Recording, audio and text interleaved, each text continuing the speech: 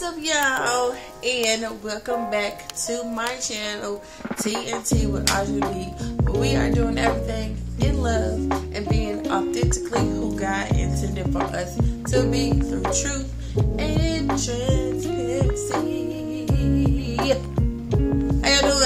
How y'all doing today? I want to do a special video because, y'all, we about to be in the 2022. Can y'all believe it? Today is December the 15th. We don't have that much longer of 2021 left. And so I'm going to do two videos. Today will be part one of the top questions to process before we wrap it up 2021. So let's get into the stuff. As you know, I normally do scrolling on my break during work. I think Monday or Tuesday. And I saw one of my friend's stories that had these questions. And I was like, these are some thought-provoking things. Kind of help me to see, my growth or places where I need to grow coming into the new 2022 season. And I believe she shared this from a page, and I'll make sure that I put it on there. It's at Nedra Tawwab, T-A-W-W-A-B is the Instagram page, but I also saw that it's at www.nedratawwab.com. Sorry if I'm butchering the name, but I'll make sure that I put it in the video. And there's a set of 10 questions that like I said, I felt were very, very thought-provoking. In part one of this video, which is right now, I'm going to answer 5, and let's get it started. So, the first question is, what did 2021 teach me about myself? And you guys can feel free to answer these questions. You can put it in the comments. You can make your own videos, or you can just write it down, or just sit there and watch the video and reflect on it for yourself. So for 2021, it taught me that I've truly come a long way mentally. I've truly come a long way mentally. Like, I have said it plenty of times before that when bad things would happen, when little minor setbacks would happen, your girl would be just mentally all over the place. Just like feeling down about myself, going into the shoulda, coulda, wouldas, going into, I'm always going to be this way, things are always going to be permanent. But again, 2020 was a transforming year for a lot of people, and for me, I can truly say that was my valley. Like, that was a year that I had a really, really major low point for me. And once you get so low, you have nowhere else to go but higher. So I believe that in 2020, in my transforming and changing season, I walked into 2021 better mentally. I was, of course, rededicating my life to Christ. I've been full of faith. I've stepped out on faith at certain things. I've been praying more. I've been really not afraid to hold my tongue, and it's not in the sense of where I'm getting smart with people or being disrespectful, but I'm beginning to stand in what I believe in and stand in my standards and not backing down from it.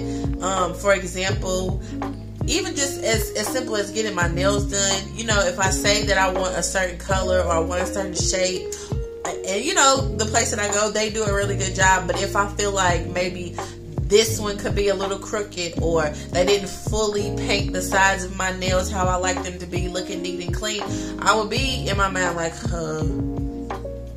and not say anything. But now I'm like, excuse me, you didn't do this. And not even, like I said, that little small thing, but something even as big as maybe yesterday, when there was a lady that walked into our classroom that was with one of our instructional coaches, because she's shadowing, because she's getting a new job as an instructional coach as well, whom I worked with at my other school, Duval.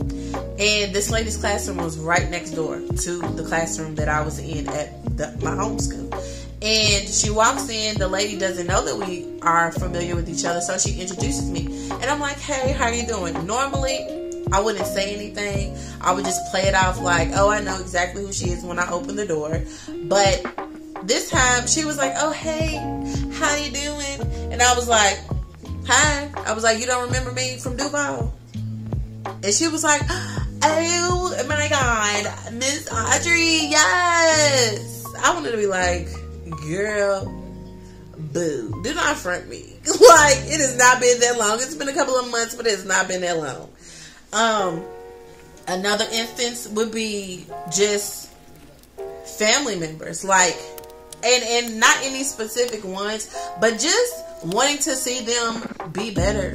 Like, and not being afraid to say how I feel, even if they may take it the wrong way. But me, I know that I'm doing it out of love, and they can take it the wrong way because they're not used to people challenging them. They're used to people, just letting them be who they want to be. But as I'm growing, I want my people to grow and know the truth too. So I've been so consistent is the word I'm going to use because I can't think of the other one. But I've been so consistent in, if I'm doing something a certain way and I have people around me that are going through it too, or going through things that I brought myself out of, or that God has brought myself out of, or I learned to maneuver through, I'm going to give y'all the real. And a lot of times I would hold myself back because I felt like either I didn't have anything to add to the conversation, or because it's me, ain't nobody gonna want to hear what I gotta say. And 2021 has taught me that I have something to say. If y'all remember, the title, not the title, but the name of my channel used to be I've Got Something to Say. But I changed it because there was another channel and I didn't want to bite nobody else's, name. So not necessarily that I have something to say to get crazy or argue or cause conflict or drama, but I'm 2021 has taught me that I've got something to say, that God has put something in me to be a light, to be a difference maker in those around me, and to not just continue to just sit in dysfunction and be comfortable with that. That's something that I felt I've learned in 2021, and that has taught me that I've done for so long. Whether it be in dysfunction in my home growing up, dysfunction in my own home right now, or in the past years, or even dysfunction in my mind, dysfunction that I see in other friends and family members. 2021 has taught me to say what I mean what I say, and not just say it, but actually walk it out so people can see the example. If you all remember, I said it before, be a relatable witness. 2021 has taught me to be a relatable witness and to not be ashamed of the things that I've gone through, because again, I've learned in this process that what I've gone through is not necessarily for me. Yes, it happened to me, but it doesn't define who I am, and it's for me to go through it and grow through it and learn from it and follow God in it so that I can help somebody else along the way that's going through it. So 2021 has taught me a lot, but if I had to wrap it up, 2021 taught me how to be confident than a mug. Okay? And if I'm gonna be honest and truth and transparent, I still struggle with it, but I'm better than I was. And that's all that matters. The key is to keep on getting better and not get comfortable in it. Okay?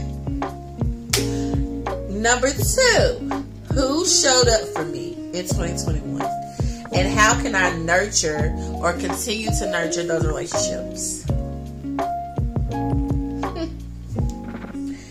Woo, this question. You know who showed up for me? The same people that always show up for me. My sisters, my mother, my boo, who y'all know is the ex, my best friend, literally. These people have showed up for me in more ways than they can imagine. They have rooted me on. They have encouraged me. They have poured into me. They have confirmed some things of God for me. They have said things to me that they don't even know or understand that just changed me or change the trajectory of my day or a thing that I've gone into. Who else have poured into me? Because honestly, I've even had friends from high school who have been there for me, who showed up for me. People who I haven't seen in years, who have even been in the comments, have encouraged me to continue to do the multiple, and not even knowing that the multiple times I wanted to quit this channel so bad. They have really showed up for me. And people that I thought were going to show up for me, people that I've been close to for the past maybe 4 or 5 years, just fell to the wayside. Haven't heard from them really, haven't talked to them really. And when I do, there's love there, but there's a distance. And it never really was that. It was like an everyday thing. And I don't know why. Maybe people grow apart. Maybe some people are just busy with their lives. And I don't take it personal. And I've had conversations with particular people about it. But I've had to come to the realization and that those that are here and present are the ones that I need to worry about. I can't worry about why people are the way they are. I can't worry about why people haven't reached out to me or they don't anymore. I can't worry about that. You know what God tells me to do when those people pop into my mind, and I encourage y'all to do it too. When those people that you haven't spoken to in a while pop into your mind, pray for them. Because I truly believe that they come up in your mind for a reason, and God placed them on your heart to even have that their name or their face pop up in their head. So pray for them, and that's what I do. Those same people, and they know who they are. My circle, my sister group chat, y'all know who y'all are. My mama, every single day, y'all know who y'all are. And again, my best friend, my boo, have showed up for me in more ways than one, and his family as well. And to nurture those relationships, I'm going to continue to reciprocate the things that they pour into me. I'm going to pour into them. The things that they do for me, I'm going to do for them. And even though it may be just as simple as I love you. Like recently, when my sister wrote me and told me that I was on her mind, and she decided to text me and say hello to me. Those are the things that mean a lot to me. Because yes, we do have day-to-day lives. We do have days where we go and we don't talk to our besties, or we don't talk to our favorite cousins, or we don't talk to our siblings as much as we would like to, or but when you do talk to them, it's like things never have changed. And that's important to me, because we're growing up. We have our families, we have our jobs, we have our careers, we have our hobbies, we have our interests. We have so many things that go on in our life. But when you take the time just to say hello, just to be like, oh dang, I ain't talked to this person in a minute, or dang, you popped up in my mind, so I just wanted to say what's up with you. And then you catch up with a 10-minute phone call, or maybe even a 2-hour phone call, or even just through text messages. And that stuff means the world to me, and they don't even understand. When I feel down and I feel sad about stuff, it's like they sense it, and they'll text me. My boo, he'll sit there and be like, what's wrong with you? We'll have conversations. I mean, ugly, deep, crying conversations. And I just thank God for that. I talked to my mama. I didn't have my mama come over because I wasn't feeling good. I done had to come over a couple of times, and we talked, and I cried, and I vented. And to nurture those relationships is, like I said before, just to continue to reciprocate everything that they do, and to always intercede on their behalf. To always pray, because prayer changes things.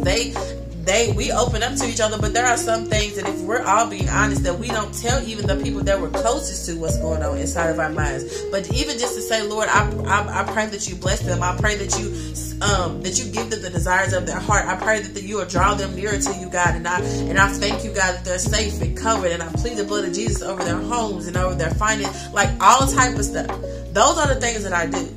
For the people who showed up for me, the people that I know are just in my circle, I love y'all. And I know y'all got my back, and I know that from here on out, y'all gonna have my back till death do us part, period. And to nurture the relationships, I'm going to continue to say thank you, Lord, because so many people don't have that.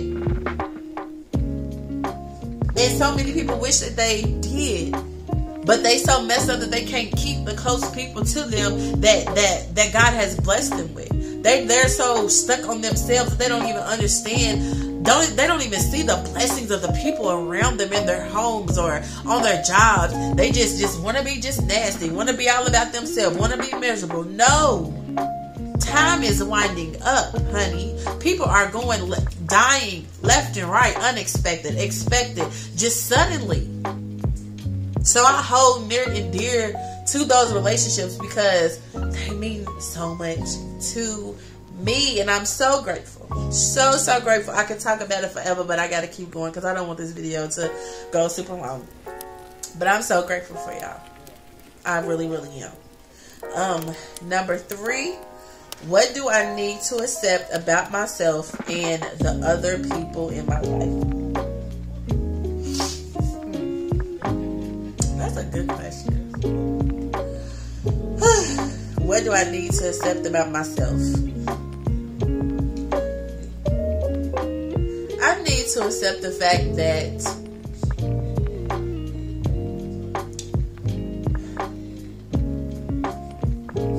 I'm not always going to get it right. I'm not always going to get it right. And I've always, like I've said plenty of times, wanted to control the situation so bad, because I wanted it to go the way that I wanted it to go. Or if I do something, or I start to do something and it doesn't turn out the way that I thought that it would, I feel like I failed. Or, like I said in my last video, I feel like, okay, I'm not good enough, even though people are telling me that I am. So I have to accept the fact that I'm not always going to get stuff right, and it's okay. I failed in the past. It's more ways than one. People fail every day, but the key is to continue to get back up and to not give up. And I also need to accept the fact that there's no time limit. Like, yes, there are things that we want to do, things that we want to accomplish, goals that we want to set. And not that it's not a time limit, but when I say it's not a time limit, I mean just because somebody else is walking in something that you pray for or that you wish you could do does not mean that that day is not going to come for you. And I have to accept that. And I also have to accept the fact that even if that day or those things don't necessarily pan out the way that I thought that they should, however it does pan out is the way that God saw fit for it to be. So I have to accept that I can only change the things that I can change and leave the rest up to God. Because your girl's mind be racing. And I know all the prayers, I know the scripture, I know what to do, how to fast. But sometimes I just be like, I just wanted to change right now. But I have to accept the fact that I cannot control how everything moves, and I have to live in the now. And just appreciate the now and take the necessary steps to handle it, to handle things when that time comes, and accept the fact that even if it doesn't go my way, God's gonna make a way, because He always does. And what do I need to accept about the other people in my life? That they're in a process too. They're growing, they're changing, they're transforming, they're unlearning, they're moving, they're maturing, they are going through stuff just like I do. So don't ever think that I'm better than. Don't ever think that, oh, because it doesn't look like they care, or it doesn't look like they're doing stuff the way that I feel like they should. There goes me trying to control again. That they're not searching for something too. That they're not reaching goals too. That they're not seeking after God too. I have to understand that everybody is going in the right direction. It's just everybody's just lanes is just a little different. And that's okay too. And also, I have to accept the fact that other people in my life are not always going to have it all together either.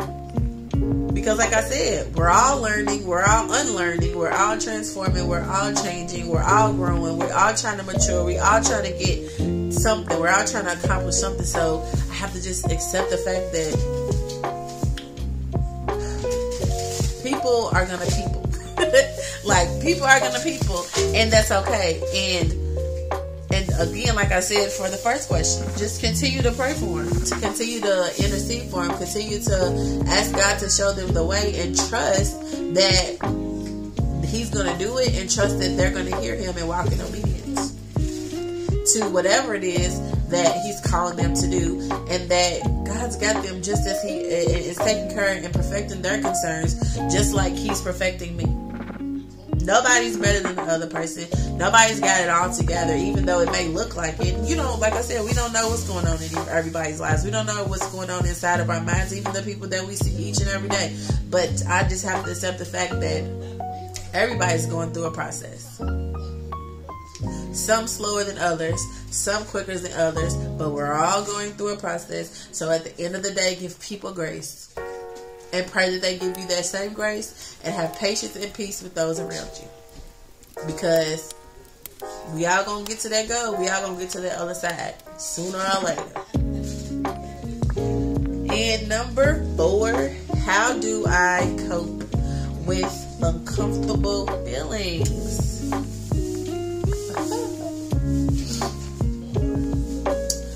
To be all the way real, I get mad first. Then I get mad at myself that I'm mad. Then I soak a little bit. And then I say, Lord, please help me to let go of whatever these feelings are. Because I don't want my feelings and my emotions to control me anymore. Because I know the difference now. And I thank you that I know the difference. And I thank you that my feelings and emotions do not and cannot dictate the way that I see my life. Because, like I said, in the beginning, if the smallest thing happened to my car, the smallest thing happened to something when it had to do with my money, if somebody made me mad, I would literally go off in a heartbeat. And I have come a long way, because I can woosah, and I can be like, and one of the things that I say all the time is, flesh and blood is not my enemy. Or this situation or this circumstance is temporary, Audrey. Like, I literally have these conversations with myself. And I could probably, like I say all the time, when I go through those feelings, I don't care if I look crazy. This is how I process. This is how I calm down. This is how I center myself. And then, like I said, after I get mad, and then get mad at myself that I get mad, then I'll soak and be like, Then I pray. And turn on worship music as well. And I get to crying. I get to venting until I feel the Holy Spirit just around me. And when I say feel it, I'm talking about cold chills. I'm talking about stuck in the moment. I'm talking about truly releasing and surrendering stuff. I do this. Like, when I want to go off on somebody that makes me so mad, I think first. Because, again, I want to be a light. I want to be a relatable witness. I want to be an example. So I have to check myself. And even if it is to learn how to give that person space, then I do that as well. Even if in the moment I'm like, why are you acting like that? Or they say something to me that I may not like. Or I separate myself. Because I also know, thank God, that a lot of times when you get into it with people, or they say things to you that cause you to have those uncomfortable feelings, it's coming from a hurt place inside of them, and it's a lot of times it's projecting how they feel about themselves onto you. So, because I've learned that, because I've understood that because I'm healing in the area. Okay, like I said, Lord, flesh and blood is not my enemy. Lord, they must be feeling a type of way that they aren't ready to discuss, or they're, they don't want to deal with. So help me, God, to get those thoughts out of my mind. Help me, Lord, to get out of my feelings. And to be all the way real, I also start cleaning up. And I turn on my worship music and I be cleaning. I'm talking about sweeping the rug, and I got a vacuum, sweeping the rug, like wiping down stuff, because those are ways that I have my time to get my mind together. Some people go for a walk. Some people sit in silence. Some people count backwards from 100. Audrey starts cleaning up and listening to praise and worship music, because I know that feelings are temporary, and a lot of times when we don't take the necessary steps to learn from our mistakes, or read the word of God and know how we're supposed to react, even when it's, like I said, people that are this close to you every single day, and they know how to push your buttons, you don't always have to fall for it. Once you get in tune with the Lord, and you hear His voice, and you're really striving and trying to change who you are and how you react to certain things and situations, He's gonna give you even more strength in your discernment to be like, I see what this is.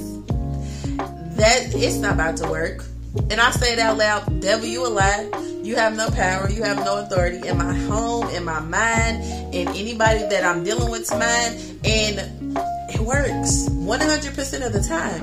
And even if after we don't talk for weeks, we don't talk for hours, minutes, seconds, days, months, I'm okay with that. I have a peace with that, because I've forgiven that person. Even if they haven't even forgave me, I've forgiven that person, and I let it go. And a lot of people have asked me, like, oh my gosh, like, I would have went off, I would have whooped up, I would have did this, I would have did that, I would have texted back, I would have clapped back. I have found so much peace, y'all, to get out of my uncomfortable feelings. I have found so much peace in deleting and blocking people, and standing on that, because back in the day, I used to block people. I'm gonna make you mad, then I'm gonna unblock you just to see what you said, or to blow your phone up, or to call you just to argue. I'm gonna delete you from all social media, maybe even my phone. I'm gonna block you, and I'm gonna pray that you forgive me from whatever instance that we had, and I'm gonna pray that God helps me to forgive you. And I'm being so serious, and I let it go, and I walk around and continue to handle my day to day, because that's what peace is. And to handle how I cope with my uncomfortable feelings now from years past is so different. And only you, and I feel like you can only get that way when you're serious about peace. And how to get serious peace is to have a relationship with God, because He's the only one that can give you peace in the middle of an argument, in the middle of a falling out with people, in the middle of being nervous about something, even like I said, even so small as to leading a class, or leading worship, or singing a song, or even pressing play on a video. The uncomfortable feelings that I get all the time, even today. It is after 7 o'clock. And I did not even want to make this video, because I don't feel good. I've been around kids all day. Then I got text messages from people that I work with. They not gonna be there, and it's just like, oh my gosh, but I got up and I did it anyway, because He gives me that strength to do it. He gives me that peace to do it. And the more that I call on Him to help me, the more He's going to do it, the more peace He's going to give me. Peace that surpasses all understanding. So how do I cope with uncomfortable feelings? I ask God to help me. I ask God to help me. And I ask Him to, and whatever He tells me to do in that moment, I do it. I done sat here being ticked off to the highest ticktivity, y'all. And gotta be like, Go grab this person's hand and start praying. Or he'll be like, go and say, I'm sorry, send that person a text message. It could be literally 10 minutes after we done said what we said to each other that we know was wrong. And he'll be like, you need to go apologize. And I'll be like, and it's going to continue to keep on playing in my mind until I do it. And I just be like, And then when I do it, I say, Lord, just give us peace and allow the conversation to have peace and not be extra, and let us come to an understanding. And it does all the time. Y'all, I'm telling y'all, God is so good. Alright, y'all. So, it's been here for almost 30 minutes. Alright, so the last question, number 5, is how can I better manage my reactions to my feelings? Well, I guess I just said that. I can continue to call on God to help me in my process. Help me to process it. To know that, yes, I'm entitled, like I tell people all the time. Yes, you are entitled to feel your feelings, but you don't have to act on them. So if somebody says something to you that you feel is very rude, or even if they're intending for it to be nasty and malicious, you don't have to give them that. And in the moment, you may want to. In the moment, you may even slip up and be like, what you say? But that peace of God or the Holy Spirit's gonna be like, come on now. Come on now, people are watching. And I just saw something not too long ago, which I haven't heard in a long time, but they were like, sometimes you are the only representation of Jesus that people see, or a Christian that people see. So how can I say that I'm a Christian and I'm trying to live a better life and I'm trying to do things the way that God would want me to, but then as soon as somebody says something I don't like, I'm ready to fight, I'm ready to go off, I'm ready to clap back, I'm ready to give them what they give me. It's hard. It is so hard. Oh my gosh. But at the end of the day, when you call on Jesus, He is there. And He, not even when you call on Him, He's there. He's already right there. But when you call on Him, He's going to show you that He has His hand on you. He's going to help you to navigate through those feelings that you're feeling. When people make you sad, or when just circumstances are down, you call on Jesus to help you, to give you strength to endure it, and to sustain you with hope and faith and peace and patience, so that you can get through it. And He will do it. And also, to better manage my reactions to my feelings, is to watch the people that I'm around. Don't engage with people who you know are who are not on the same level mentally as you are. Like, I can't hang around a whole bunch of people who's down to fight, ready to go off on people, ready to argue, just want to be drama all the time. And here I am trying to not live my life like that anymore. I have to watch the people that I engage with. I have to watch, even if it's family members, even if it's friends, I have to watch what I say. And people all the time can say, oh, you think you this, or you think you that because you don't do this no more, or who you think you are, you used to do this too. People gonna always try to throw your past on you when you're trying to do right. But that's none of your concern. We can't go off of what people are gonna think. We can't go off of what people are gonna say about us. We have to know boundaries. We have to set boundaries within ourselves and within our circles, so that we don't fall back into the things that we're praying God to get us out of. Like, you cannot be so quick to do everything that everybody else does, because that's going to mess with your spirit. That's going to mess with your witness. And I had to learn that too. So sometimes, like number 2, the question, who showed up for you? You're going to see that when you start to grow, when you start to mature, when you start to elevate, people are going to start to fall off. And you can try to hold on to them as much as you want to. You can try to keep them in your life as much as you want to. But a lot of times God is showing you don't fit that no more. You can't hang with them no more. The wise hang with the wise. Hang with fools, you're going to become a fool. So to better manage is to continue to pray for God to give you strength and to change your circle. Because if they're not trying to change with you, if they're not learning anything from you and how your relationship with Christ is changing you and transforming you, then they don't need to be around you. Because them type of people is going to try to pull you backwards. And if you're not strong in your faith, I promise you, it's going to make you fall right on back into the old ways and the old mindsets and the old behaviors. So in order for you to have that peace, to be able to manage your reactions, you got to check yourself and you got to check those around you. So, yeah, I like these questions, y'all. I hope that you guys like them as well. That was 1 through 5. And I will be back for part 2 next week, y'all. Christmas is next Saturday. Are you guys excited? What are you gonna be doing? I hope you guys enjoyed this video though, for real, because even just talking about this has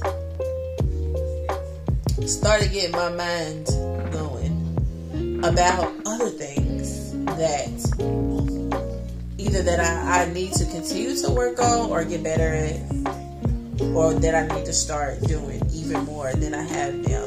So I pray that you guys have had a wonderful, wonderful day, and I will see you guys on the next video. Remember to stay in peace, go in peace, keep your peace. Peace.